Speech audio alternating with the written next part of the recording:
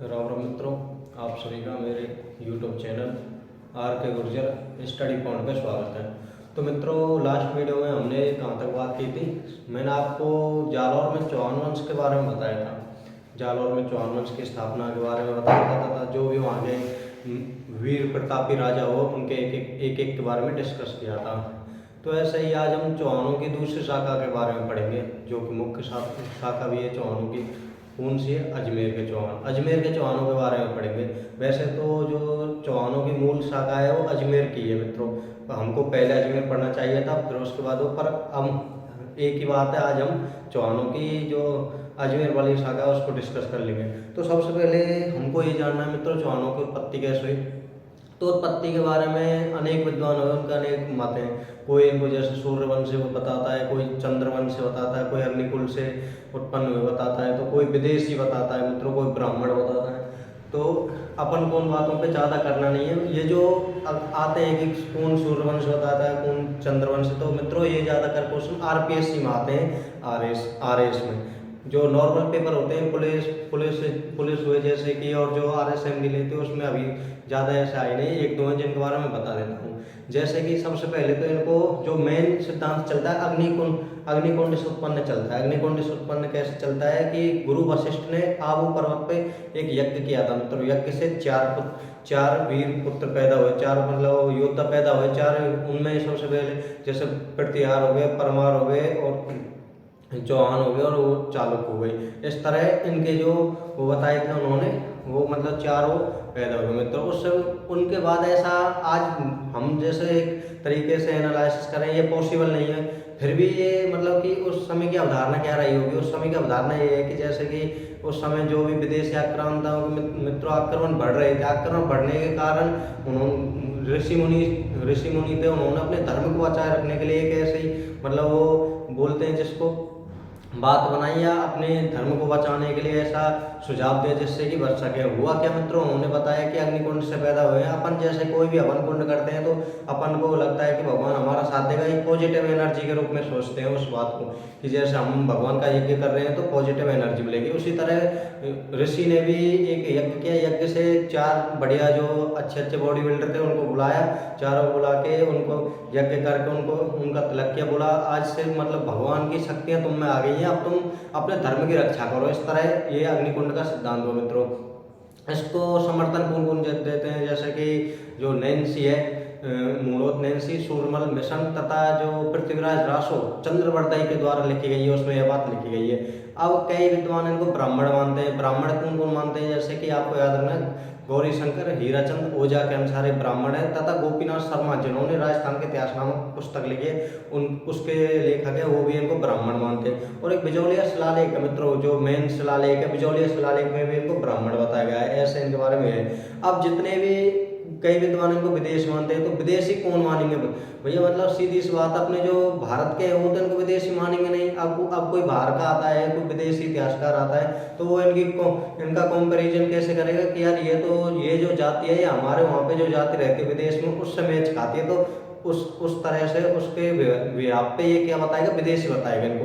तो सीधी सी बात है। अब उन विदेशी इतिहासकारों का नाम क्या गया है मित्रों, आपको याद रखना, जैसे कि कर्नल जेम्स टॉड। राजस्थान का इतिहास आ जाए तो मित्रों कर्नल जेम्स टॉड तो कहीं भी देख लो होना ही होना है। तो कर्नल जेम्स टॉड इनको विदेश में बताएगा।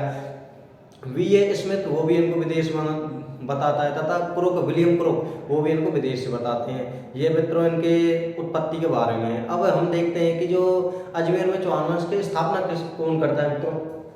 तो स्थापना के बारे में ऐसा बताया गया है कि बिजौलिया शिलालेख है, उसमें लिखा गया है कि एक वासुदेव नामक एक व्यक्ति हुआ, वासुदेव चौहान नामक एक व्यक्ति हो, उसके द्वारा चौहान वंश की स्थापना करी गई। अब चौहान जो शब्द है वो चहामान शब्द से आया है, उससे ही मतलब आगे चल के चौहान हो गया, किससे, चहामान से। तो चौहान वंश की स्थापना किसने की, वासुदेव चौहान ने। कब की, 551 में। अब आपको याद कैसे रखना है कि जैसे कि अपन कभी भी कोई पेपर हो या कुछ भी हो, भगवान से आराधना मांगते वक्त कौन से भगवान से मांगते, वासुदेव से। भगवान श्री कृष्ण थे तो उनको क्या बोलते हैं, वासुदेव। अब हम भगवान के आगे बोलते हैं कि हे भगवान मेरा ये काम हो जाए, मेरी जॉब लग जाए, तो मैं आपको प्रसाद चढ़ाऊंगा। प्रसाद अपन 10 रुपये 11 रुपये का तो चढ़ाते नहीं आज के टाइम में। अपन प्रसाद जर्नली कितने का बोल देंगे, हे भगवान अगर मेरी जॉब लग जाए तो मैं 551 रुपये का आपके लिए प्रसाद चढ़ाऊंगा। तो आपको याद रखना है कि किसके द्वारा, वासुदेव के द्वारा सन 551 का प्रसाद चढ़ाना है। इस तरह आपको रिलेटेड कर देना, कैसे कि वासुदेव चौहान ने 551 ईस्वी में चौहान वंश की स्थापना की, ये बात याद रखनी है मित्रों। आगे इसके आगे जैसे कि जो अजमेर का जो भाग है सांवर के आसपास सपाद वृक्ष की एक बहुतायत पाई जाती है, उसके कारण वो जो एरिया है वो सपाद लक्ष्य कहलाया, सपाद लक्ष्य शाकंभरी कहलाया। अब इनकी राजधानी क्या थी, तो प्रारंभ में इनकी राजधानी अई छत्रपुर थी। अई छत्रपुर ये महाभारत काल का नाम है मित्रों। अई छत्रपुर का फिर वर्तमान में नाम क्या है, आज का नाम क्या है, तो नागौर आपको याद रखना है, ये हो गई। इसमें एरिया कौन कौन सा था, तो सबसे पहले आपको याद रखना है जांगल प्रदेश। ये कुछ जो नाम है अई छत्रपुर, जांगल, सूरसेन, ये महाभारतकालीन नाम है। तो जांगल प्रदेश का भाग जैसे बीकानेर हो गया, बीकानेर के जो राजा महाराजा थे वो जय जांगलधर का मतलब अपनी उपाधि लेते थे, तथा उनके जो राज चिन्ह उसके ऊपर जय जांगलधर लिखा होता था। इसीलिए लिखा है क्योंकि वो जांगल प्रदेश के हैं। तो इसमें जो सांवर के चौहान है इनके अधीन कुछ तो जो जंगल प्रदेश का भाग है उसका भाग था, कुछ मारवाड़ और ये जो एरिया है इसका इनका अंडर में भाग था, आपको याद रखना है। अब इनके बारे में देखते हैं कि वासुदेव चौहान के बाद अगले राजा कौन हुए। तो अगले राजा के वैसे जो चौहान थे ये गुर्जरों के सामंत थे मित्रों, गुर्जरों के सामंत थे, पर बाद में एक इनका राजा हुआ गुबक प्रथम, उसके द्वारा गुर्जरों की अधीनता स्वीकार करने से मना कर दिया गया। तो मित्रों स्वतंत्र शासक बन गया उसने, अतः वह चौहान साम्राज्य का प्रथम शासक था जिसने कि गुर्जरों की अधीनता स्वीकार करने से मना किया। इसके द्वारा अपने इष्ट देव के मंदिर का निर्माण करवाया जाता है। तो मित्रों मंदिर का निर्माण करवा रहा है तो इष्ट देव का नाम होगा कुछ ना कुछ, तो हमको याद रखना है हर्षनाथ जिसको भैरव बाबा बोलते हैं, उनके मंदिर का निर्माण करवाया गया। मंदिर का निर्माण कहाँ पे करवाया गया, सीकर रहवासा में। जब मैं आपको लोक देवी कराऊंगा जीण माता, तो जीण माता के मंदिर के बारे में बताऊंगा। उनके मंदिर के जस्ट सामने ही हर्षनाथ कोई भैरव बाबा बोलते हैं, इनके मंदिर बना हुआ है। जीण माता और हर्षनाथ है भाई बहन है, इनके बारे में आपको टोटल बात बता दूंगा। एक तो याद रखना है कि जो गुबक प्रथम इनके द्वारा हर्षनाथ के मंदिर का निर्माण करवाया गया। आगे मैं आपको बताऊंगा जैसे कि अगले राजा हुए, जैसे सिंह, वो इनके अगले सिंह राज हुए, उसके द्वारा महाराज धराज की उपाधि धारण की जाती है। तो मैंने अब तक जो बात आपके लिए बताई एक बार उसको लिख लेते हैं, उसके बाद हम अगले शासक की तरफ बात करेंगे।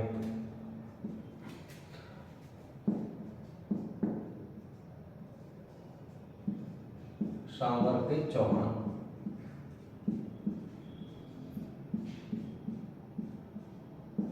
सांवर के चौहान उत्पत्ति।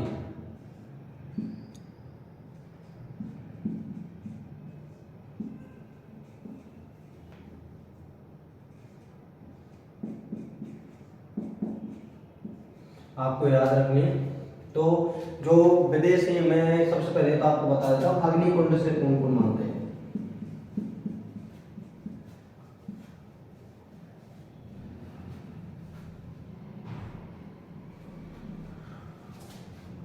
तो नैन्सी है, मोड़ो नैन्सी,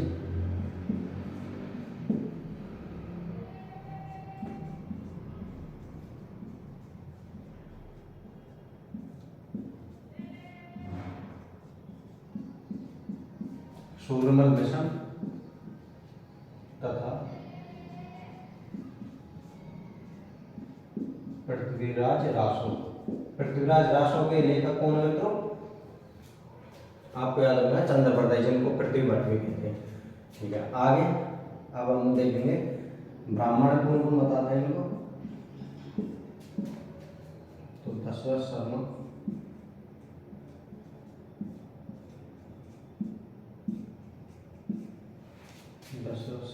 तथा गोपीनाथ शर्मा,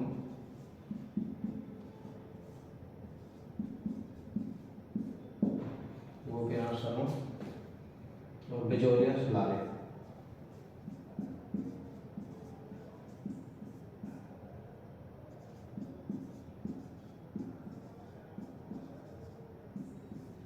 बिजोरिया सुलाले। अब आगे देखते हैं विदेशी। तो मैंने बताया कि विदेश में कौन मानेंगे इनको? जो विदेश के इतिहासकार है वही मानेंगे। तो colonel James Tod, colonel Tod, V A Smith, William crook,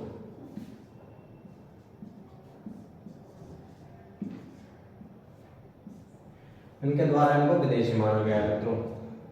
आगे मैं इनके बारे में बताता हूँ कि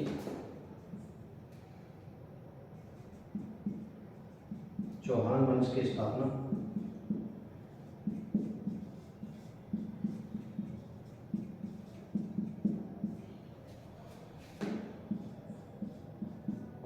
इक्यावन में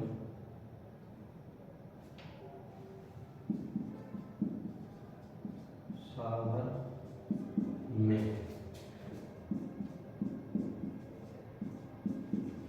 वासुदेव द्वारा की गई। एक बार ये देखो, इसको मैं रब करने जा रहा हूँ, एक बार देख लो, आपको जो जो देखना है स्क्रीनशॉट हो गया जो भी है।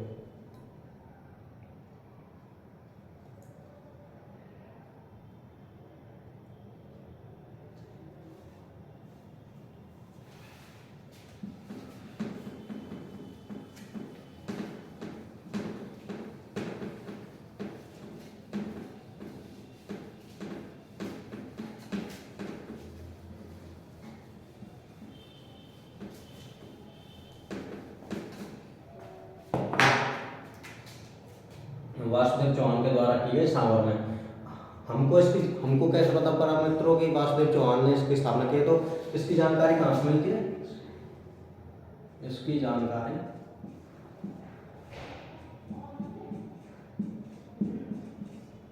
विजोलियस गालिब,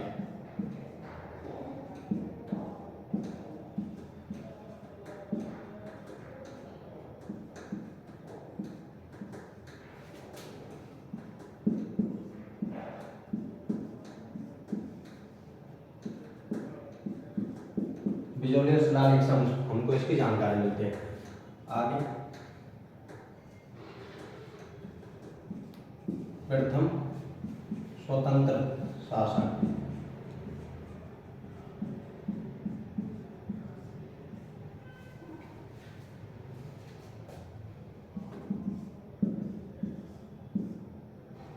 वो प्रथम जिसने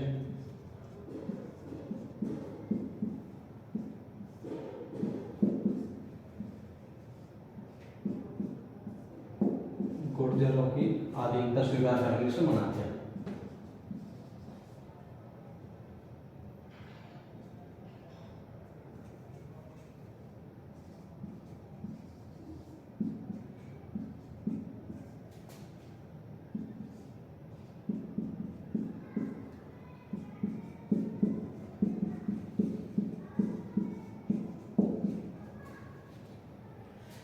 इसी के द्वारा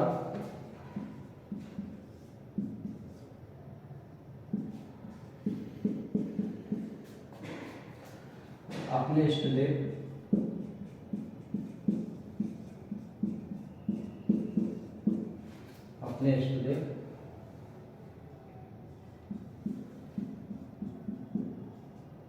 हर्षणा के मंदिर का निर्माण है।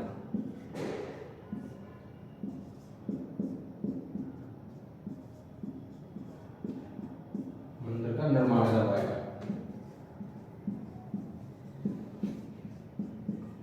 ठीक है मित्रों, इसके द्वारा अपने इष्टदेव हर्षनाथ के मंदिर का निर्माण करवाया है।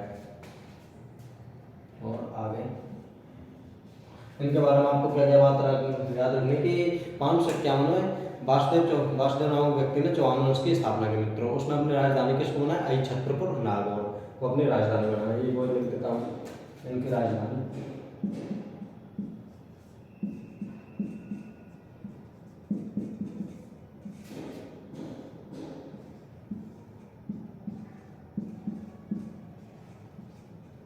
आई छत्रपुर नागौर,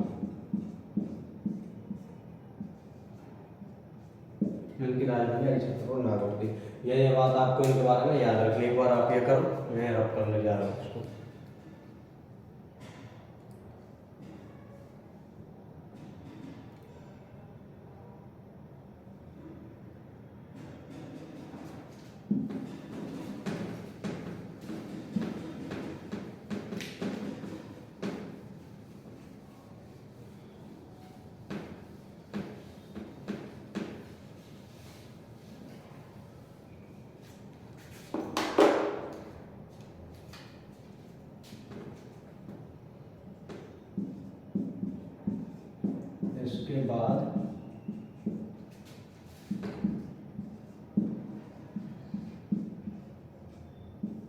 सिंहराज शासक बना,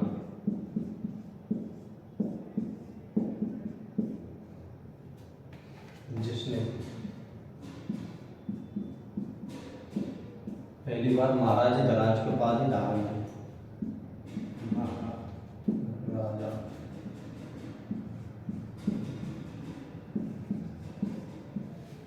धराज की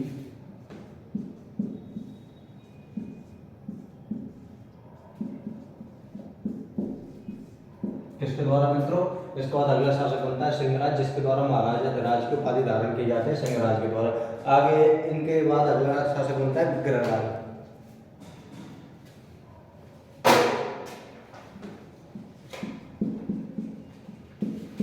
अगला शासक विग्रहराज प्रथम, जिसके द्वारा ये 965 के समथिंग राजा बना था, जिसके द्वारा 965 में चालुक्य राजा, गुजरात के चालुक्य राजा मूल राज्य पर राज किया।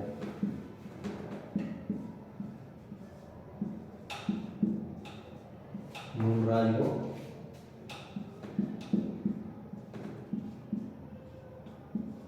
पराजित किया गया। किसके द्वारा मित्रों? विग्रहराज प्रथम।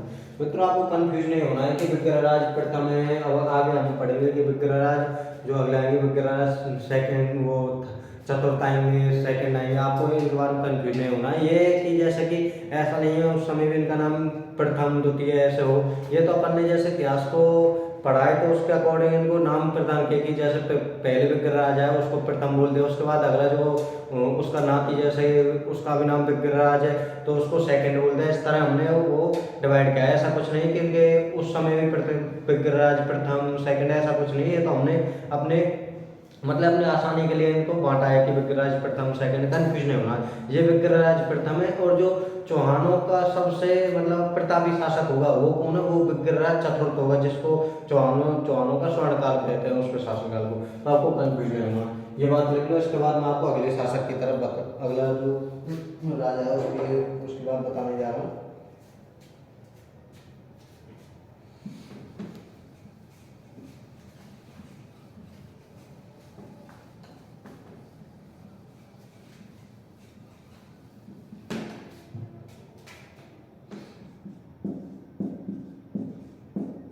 इसके द्वारा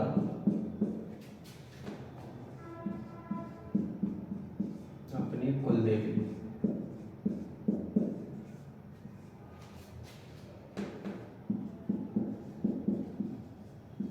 आशापुरा माता के मंदिर का निर्माण,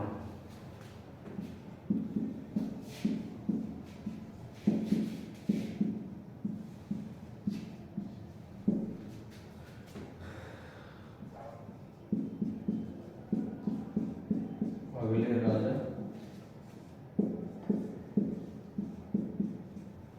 पृथ्वीराज प्रथम बनते हैं।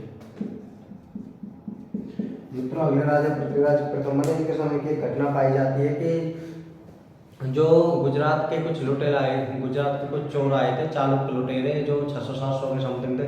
इसने अकेले ने ही उनको पराजित कर दिया मित्रों। मतलब जो भी जैसे कि वो जो लुटेरे थे वो कुछ कर रहे मित्रों ब्राह्मणों को लूटने आए थे। इसने उनको पराजित किया तथा उनको मार के भगा दिया मित्रों। मार दिया। मारा है तो मित्रों 700 आदमियों को मारा है तो कुछ ना कुछ उपाधि धारण करेगा मित्रों। इतना बड़ा काम क्या है तो ये उपाधि धारण करेगा। जैसे कि परम भट्टारक महाराजा धराज की उपाधि धारण करेगा ये। आगे चलिए इसके द्वारा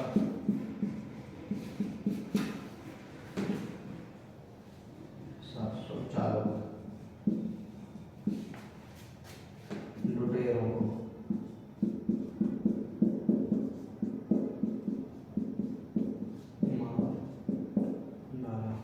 तथा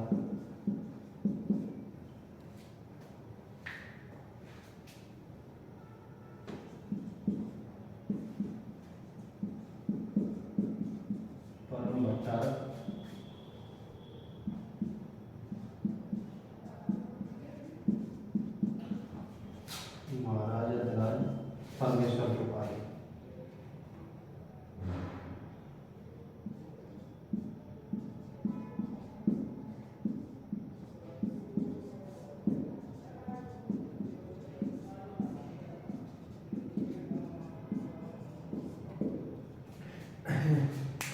याद रखना है कि मैंने आपको बताया कि इसके द्वारा अपनी कुलदेवी आशापुरा माता के मंदिर का निर्माण करवाया गया मित्रों।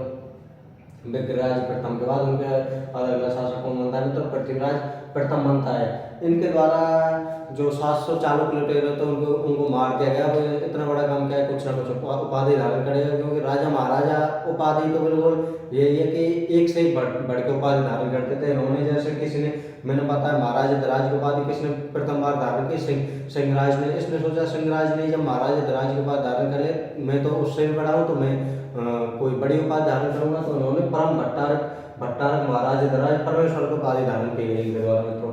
आगे इनके बाद हम कई राजा हुए, जैसे कि उनको पढ़ते हैं। तो जो दुर्लभ साल प्रथम, उनके बाद गोविंदराज हुए। गोविंदराज के बाद जो अगले शासक हुए दुर्लभ राज तृतीय हुए। तृतीय के बाद अब अगले राजा आते हैं, जैसे कि जो वो आते हैं अजय राज। अजय राज के बारे में अपन डिस्कस करेंगे, जो जिसके द्वारा अजमेर की स्थापना की जाती है। अजमेर की स्थापना करने के बाद वो अजमेर जो दुर्ग है गढ़वीटली पे बना हुआ, उस दुर्ग का निर्माण करवाते हैं, जो कि राजस्थान का जिब्राल्टर कहलाता है। अगर क्वेश्चन आ जाए कि सबसे ज़्यादा आंतरिक आक्रमणों को झेलने वाला दुर्ग कौन सा है, तो यही है जो गढ़वीटली, जिसे तारागढ़ के नाम से जाना जाता है मित्रों। अब उसको तारागढ़ के नाम से क्यों जाना जाता है? तो जो मैंने आपको मेवाड़ पढ़ा दिया है, मेवाड़ पढ़ाया है, तो मैंने आपको एक राजा के बारे में बताया था। कौन सा? पृथ्वीराज बताया था, जिसको उड़ना राजकुमार कहते थे। और रायमल का जो बड़ा पुत्र था पृथ्वीराज सांगा का भाई, उसको उड़ना राजकुमार बताया था। उसकी पत्नी थी तारा। तारा यहाँ पे रहे। तारा और पृथ्वीराज एक दिन घूमने आए कहाँ पे? अजमेर में। उन्होंने देखा कि क्या यार किला है, पर इसकी मरम्मत उतनी अच्छी नहीं थी। उन्होंने कहा कि पृथ्वीराज से बात कर रही थी, उन्होंने कहा यार यहाँ की यार हालत ही ज़्यादा खराब है। अब उस राजाओं के काम होता था, उनके जो मन में आ गया बस वही है। उनको लग गया कि हाँ ये बात है, संग के संग तुरंत मतलब कंस्ट्रक्शन शुरू किया जाए। तो उन्होंने जैसे पत्नी ने कहा है तो भाई बात तो माननी पड़ेगी, पत्नी की बात कैसे टाल सकते हैं। तो पृथ्वीराज ने जस्ट ऑर्डर दिए, कंस्ट्रक्शन शुरू करवाएगा। इस तरह जो अजमेर दुर्ग है, अजमेर दुर्ग की मरम्मत करवाइए। तो भाई जैसे मैं कोई भी काम करवाऊंगा, मैं थोड़ा बहुत तो अपने नाम पर उसको रखने की कोशिश करूंगा। तो उसी के नाम पर उस दुर्ग का नाम क्या रख दिया मित्रों? तारागढ़। इस तरह तारागढ़ कहलाए। राजस्थान का जिब्राल्टर भी कहते हैं क्या ये? तो इनके बारे में अपन देखते हैं। अगले शासक कौन हुए, जो मैंने आपको बताया अजय राज के बारे में पढ़ेंगे अपन। अगले शासक अजय राज के बारे में।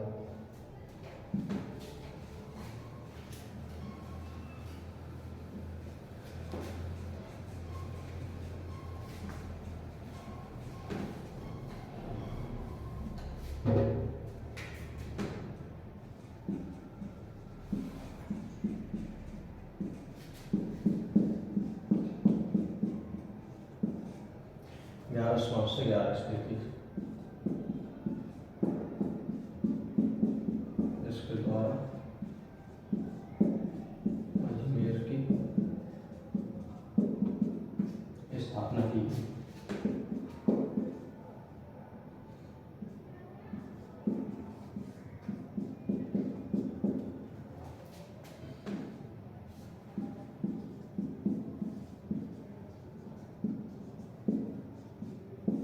अजमेर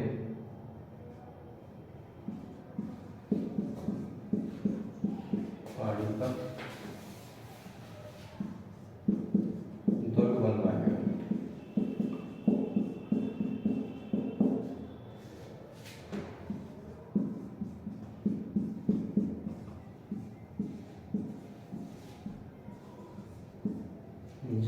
जिसे गढ़वीटली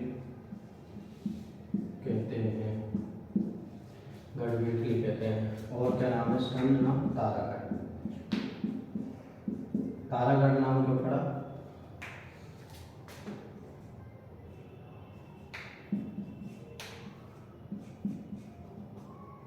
पृथ्वीराज सिसोदिया द्वारा मरम्मत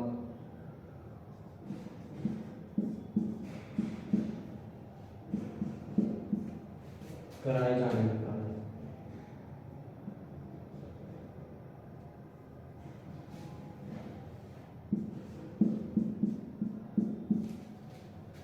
कराए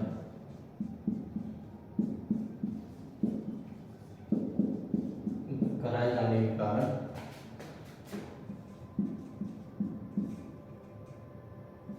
अपनी पत्नी तारा के नाम पे इसका नाम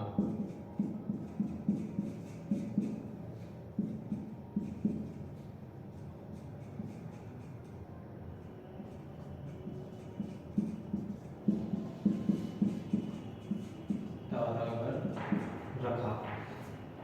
नोट करो, मैं इसको तब करूँगा मित्रों अभी जस्ट।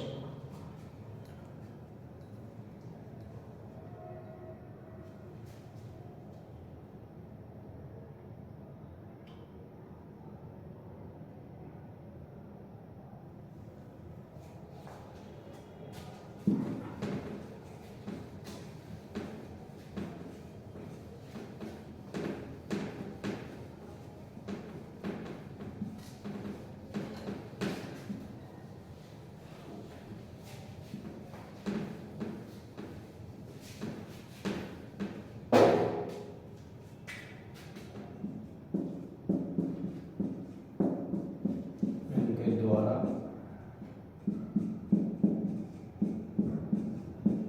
तांबे व चांदी के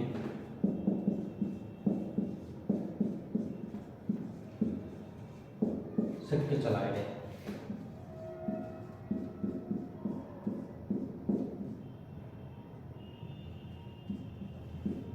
इनके द्वारा मित्रों तांबे व चांदी के सिक्के चलाए गए। सिक्के चलाए तो सिक्कों पर कुछ ना कुछ नाम होगा। सिक्कों का क्या कहते हैं, तो सिक्कों को अजय प्रिय द्रम सिक्के कहते हैं। इनके सिक्कों पर मतलब कभी कभी जब हो जाता पत्नी के प्रेम में ज़्यादा ही ओतप्रोत हो जाते हैं तो पत्नी का नाम लिखवा देते हैं। इसी तरह इन्होंने अपनी पत्नी का नाम अंकित करवाया सोमल देवी, कहीं कहीं सोमलेखा भी उनका नाम मिलता है। तो आगे देखते हैं जिस पर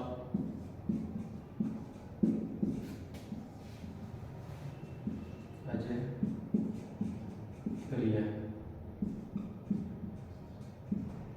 धर्म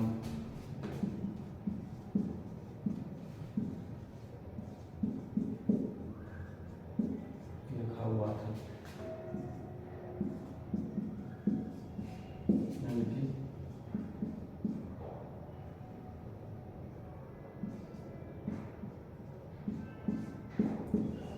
इनकी पत्नी का नाम भी मिलता है। पत्नी का नाम क्या बताया मैंने, सोमलवती, कहीं कहीं सोमलेखा भी मिलता है।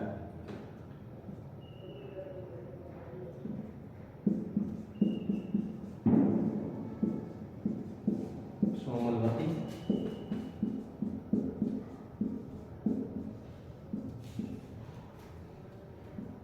सोमलेखा भी मिलता है।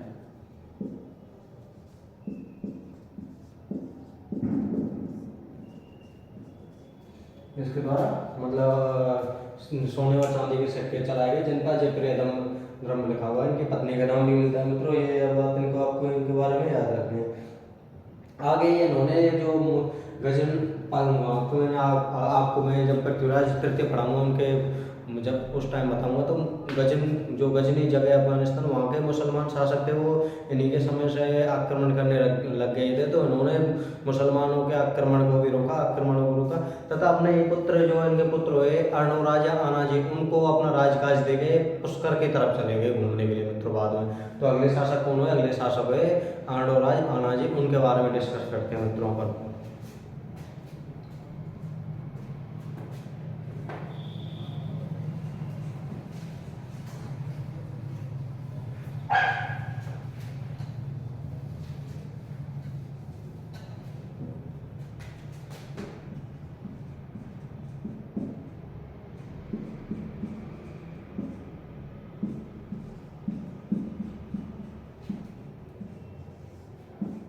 अर्णोराज आनाजी 1133 से 1155।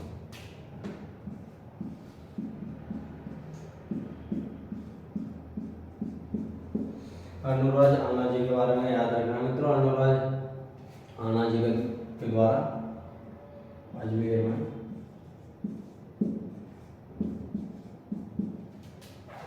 आना सागर तालाब का निर्माण, आना सागर झील का निर्माण।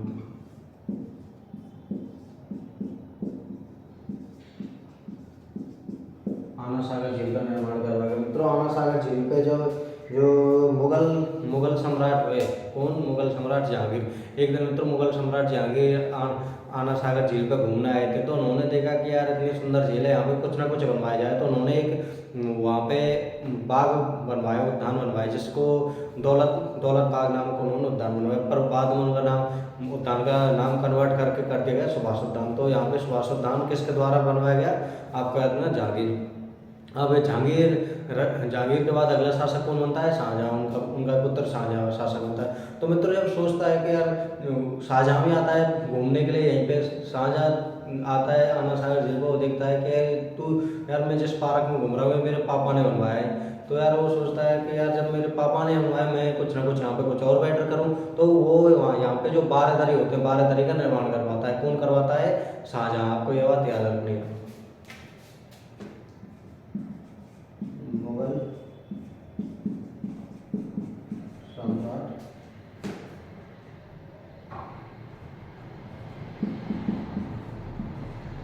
जहांगीर के द्वारा सुभाष उद्यान,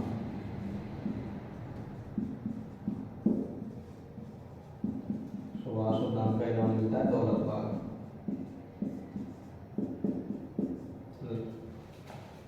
बनवाया गया।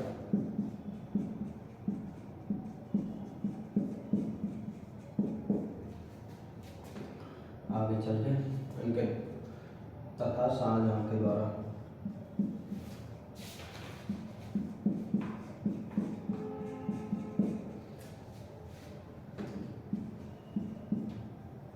यहाँ पर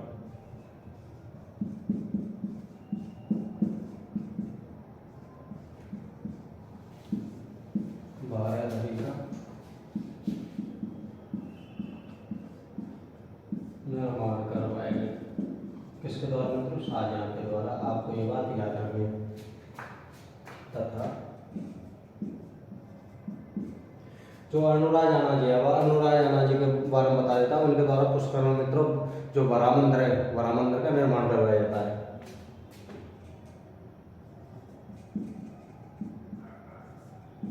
आना जी के द्वारा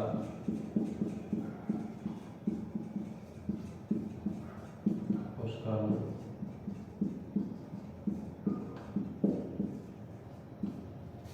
बड़ा मंदिर का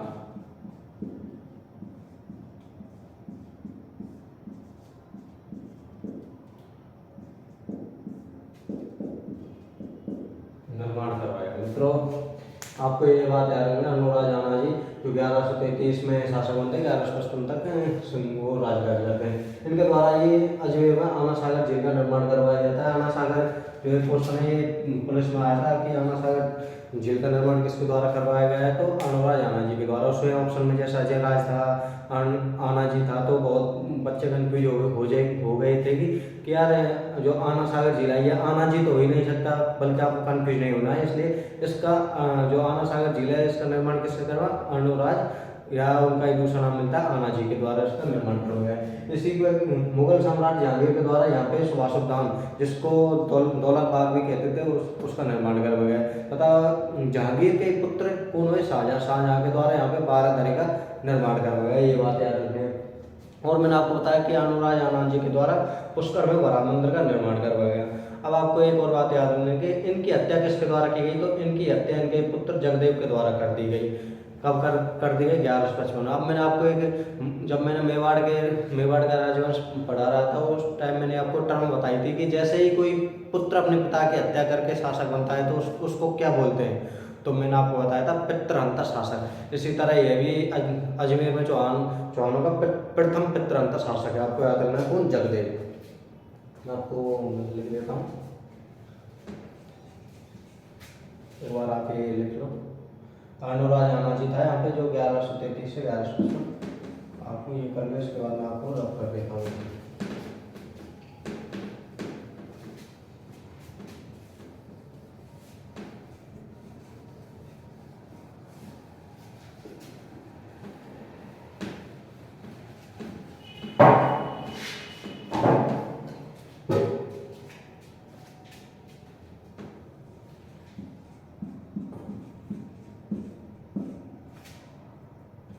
इनकी हत्या।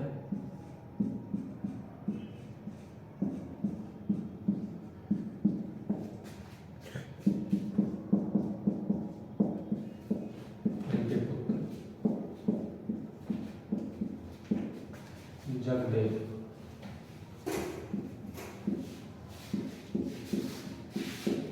द्वारा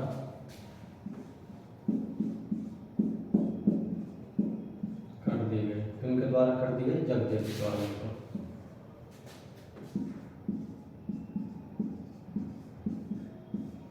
इसलिए जगदेव को